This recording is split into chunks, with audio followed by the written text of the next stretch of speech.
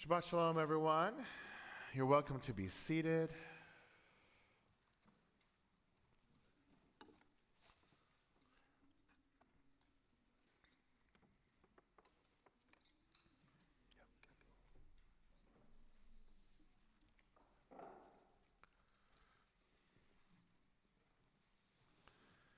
So, here is my question to pose for debate today. If you had to pick one mitzvah, one ritual that you think is the most important for the continuity and conveying of Judaism, what would it be? Of all the different mitzvot. Andrew? Remember Shabbat and keep it holy. Okay, defend. I don't know. I mean, we have Shabbat every week, so it's part of our tradition, and it's we consider it the most important holiday. So. Okay, it's the most important holiday. It's there every week. It gives us that anchor, right, on a regular basis. It's not a one-off. It's not a one-off. Okay, I like that. Shabbat.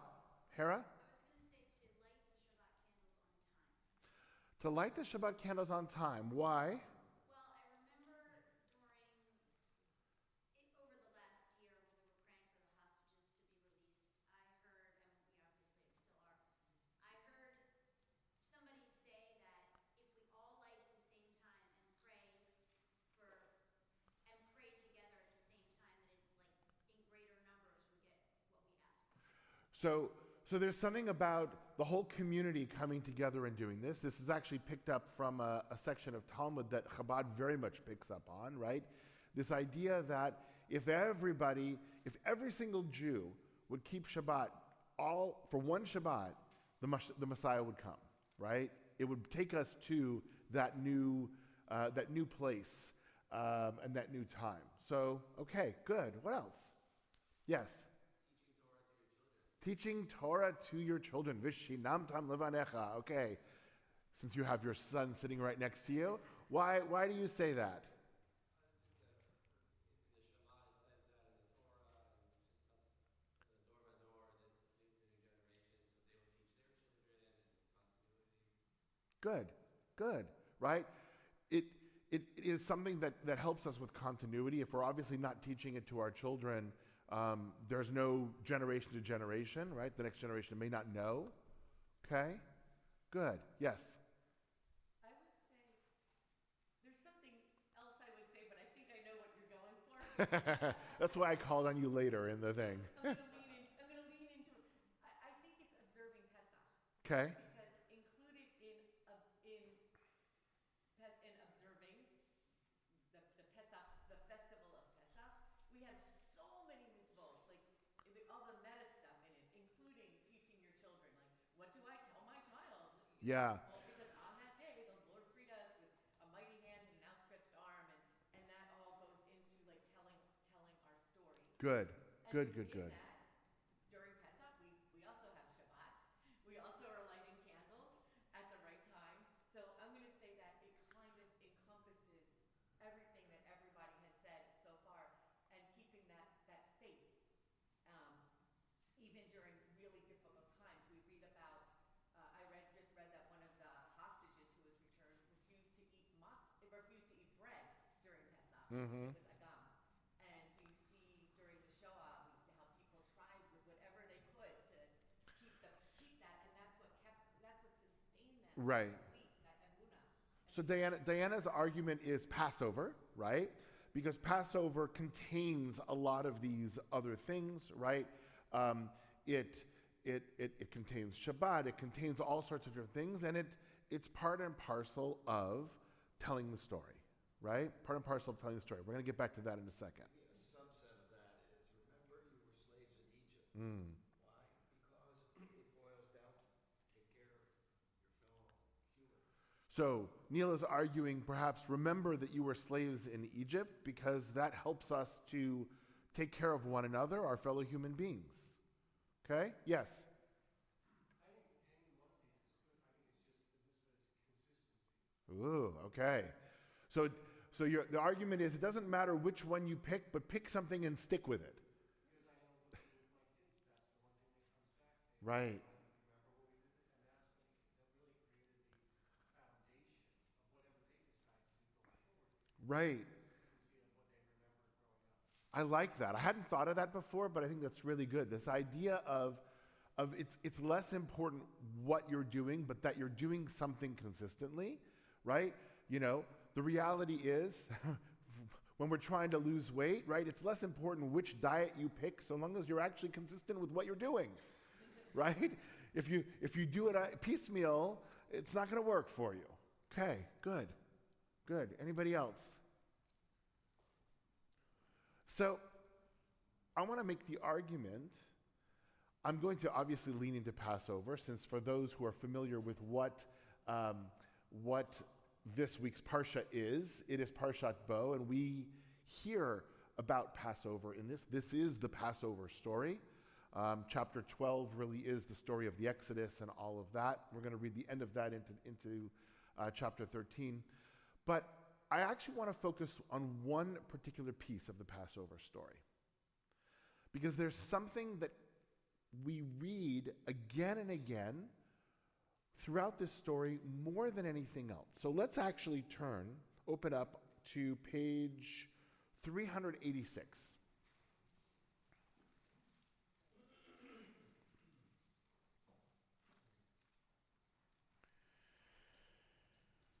So we're going to look at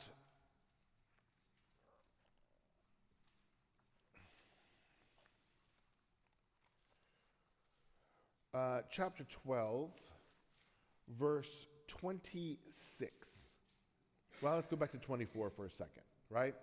You shall observe this as an institution for all time, talking about Passover, you and your descendants. And when you enter the land the Lord your God has given you, has promised you, you shall observe this rite. So this is something to be in perpetuity consistently. We got that back there. Now, and when your children ask you, what do you mean by this rite? You shall say, it is the Passover sacrifice to the Lord, because God passed over the houses of the Israelites in Egypt when he smote the Egyptians, but saved our houses, right? So that's number one. Now let's turn to the next chapter, 13, verse 8.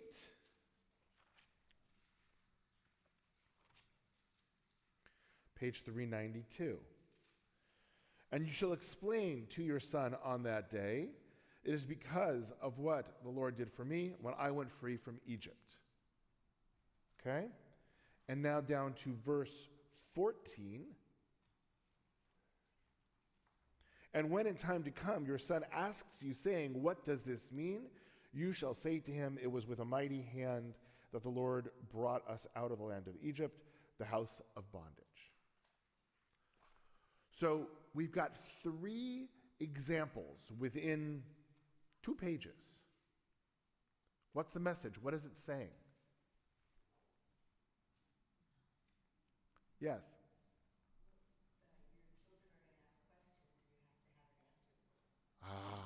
Very nice, right? I think you're really onto something here, and this is what I want to lean into today.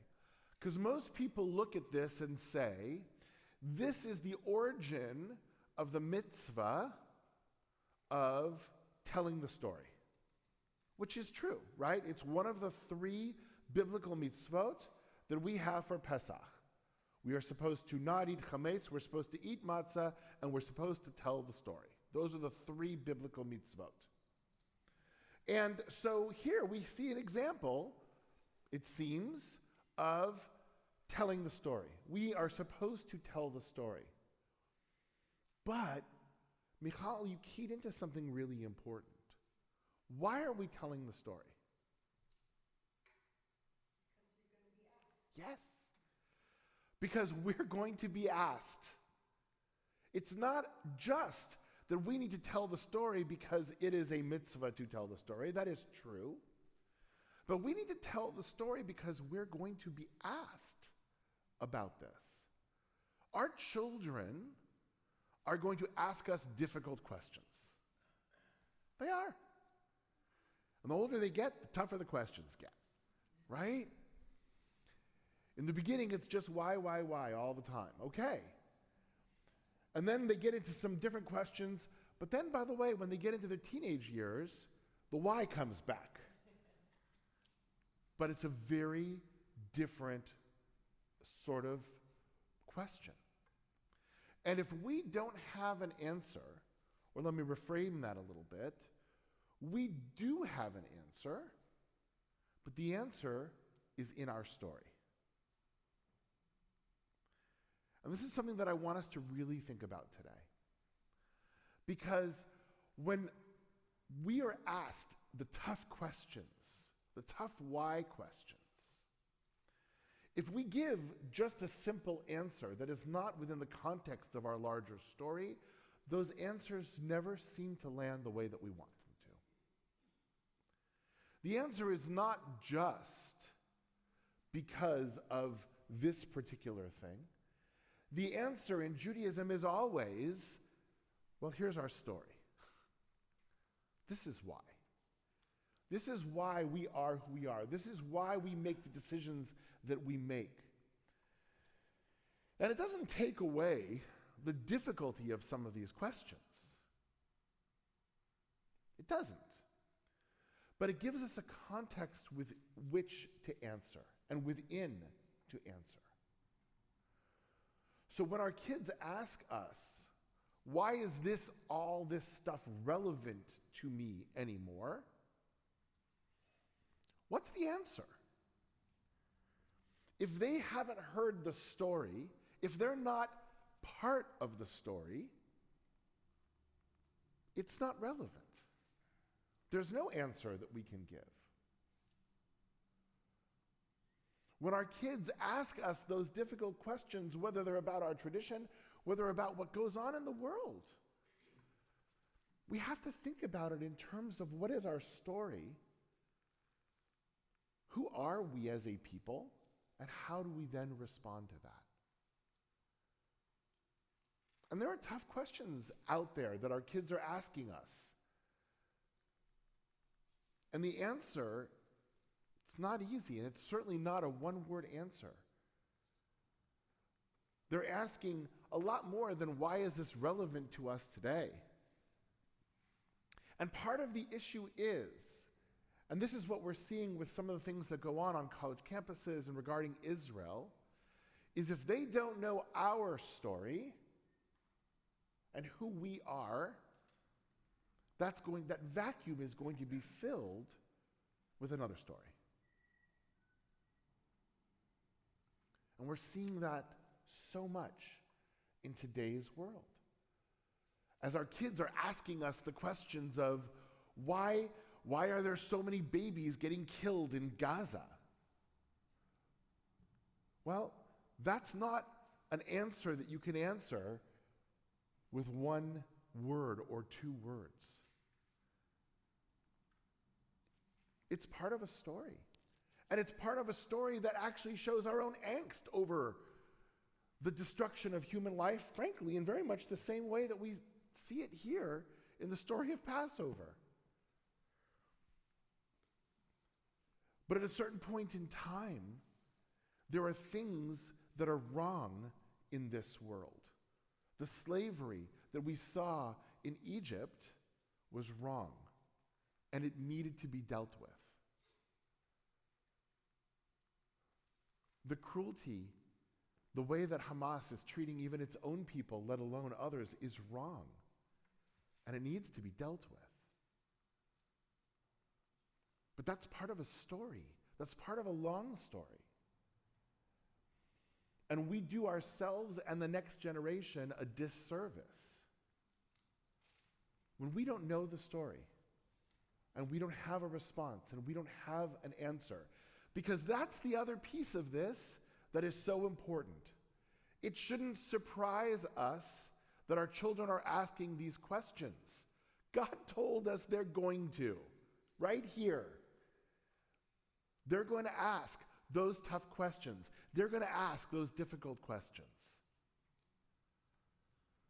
And the answer to those questions is in our story, is in who we are as a people. If we understand that, then we understand the answers to those questions. We understand how to respond to those questions. And we understand when we're being true to who we are and when we're not being true to who we are, because that's part of the story as well. That's part of the story as well. Our story, as we go through this, is about the Jewish people making mistakes and recovering from those mistakes and learning from those mistakes. That is the story of Exodus. And that's part of what we have to own and understand as well. Any questions or comments on this, please? I did have just one short comment. There were the three, it's stated 3 times, the Torah doesn't have anything that's superfluous. So each time leans into a different aspect of telling the story. Yes. And Rabbi Sachs, my beloved, gives 3 questions about that. Who am I? Why am I here? And how am I going to live? But I think there's something that's, I would like, I hate to add to it, but that if you look at the different tenses, or not tenses, the different, like first person, second person, one is, it starts out with our houses, then it says to me is the second one. It's because you shall explain to your son on that day, it is because of what the Lord did for me. Right. I went through. And then the next one is us. So we are part of us. Mm-hmm. You can't do Judaism alone, nor can you rely on everyone else to do it for you. As I love to say, you got to be in it to win it. So Right. You got to be part of the program. Well, you have to, to put it into what we're saying, you have to be part of the story. Yeah. Right? Right? We're writing the chapters of the story as we go. Every generation adds to the story. It is not a story that is over, it is a story that is living. And when we understand that we're part of it, it puts some pressure on us on the one hand, of what are we going to say? What is our part of the story going to look like? But it also allows us to realize that we're not writing in isolation, right? It's kind of like that game where, if you've ever been it's an icebreaker game, right? Where you have to tell a story and each person goes around the room and they add one word to the story, right? To some degree, right? What you do and what you say is absolutely going to affect everybody that's after you. But at the same time, you have to think about what's been said beforehand, otherwise what you say is going to make no sense. And that's where we are. We're part of this story. It's not, and that's the last piece to this, right?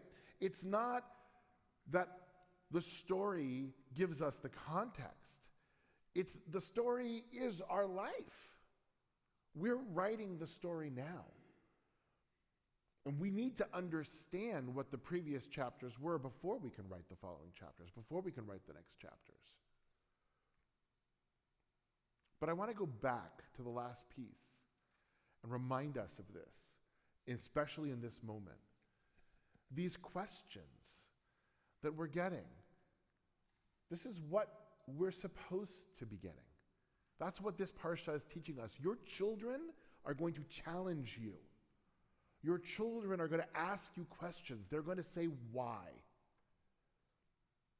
And our response is basically, how well do we know this story? How well do we know who we are? To be able to put this into a context that understands. Because single word answers are not going to be enough for the realities of today. Shabbat Shalom.